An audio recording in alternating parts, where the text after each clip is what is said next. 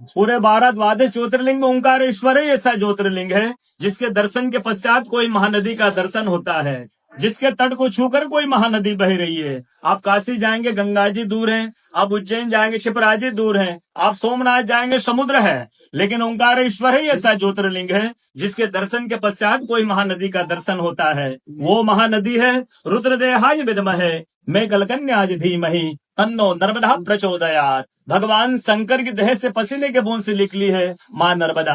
भारतवर्ष में जितनी नदियां हैं सब उत्तर दक्षिण दक्षिण उत्तर की ओर बहती है, लेकिन माँ नर्मदा उदय से अस्सी की ओर बहती है, पूरब से पश्चिम की ओर बहती है। भारतवर्ष में जितनी नदियां हैं उसमें नर्मदा ही नदी ऐसी है जिनके जितने कंकर हैं सब शंकर है।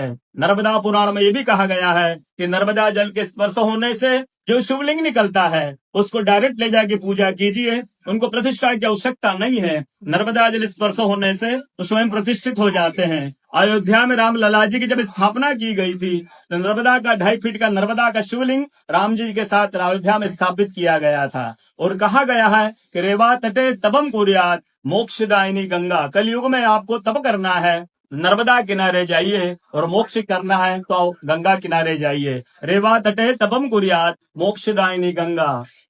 तो नर्मदा किनारे एक संत का तपस्या संत का अनुभव बताता हूँ जो वर्षों से नर्मदा किनारे रहे हैं। जब वो देखते हैं सुबह 3 से 4 बजे ब्रह्म मुहूर्त में एक कोई माई आती है, नर्मदा स्नान करके लौट जाती है। संतों को जिज्ञासा हुई कि मैं वर्षों से इस माँ को देख रहा हूँ, नर्मदा स्नान करके लौट जाती है। संत ने कहा कि कल मैं माँ से पूछूंगा, स्नान करके लौटेगी। वो माई सुबह 3 से 4 बजे ब्रह्म मुहूर्त में स्नान करके लौट रही थी। संत ने देखा माई स्नान करके लौट रही है। संत दौड़ते गए, माँ को साष्टांग दंडवत प्रणाम करके पूछा, है माँ मैं वर्षों से आपको देख रहा हूँ, अब नर्मदा स्नान करके लौट जाती है, माँ अपना परिचय दीजिए। तो माँ अपना परिचय देती है, मैं गंगा हूँ, कलयुग में शुद्धिकरण के लिए नर्मदा स्नान करने के लिए आती हूँ। बोलो गंगा मैया की जय, नर्मदा मैया की जय, ओंकारेश्वर भगवान की जय, आज के कथा के आनंद की जय, भक्त और भगवान की जय।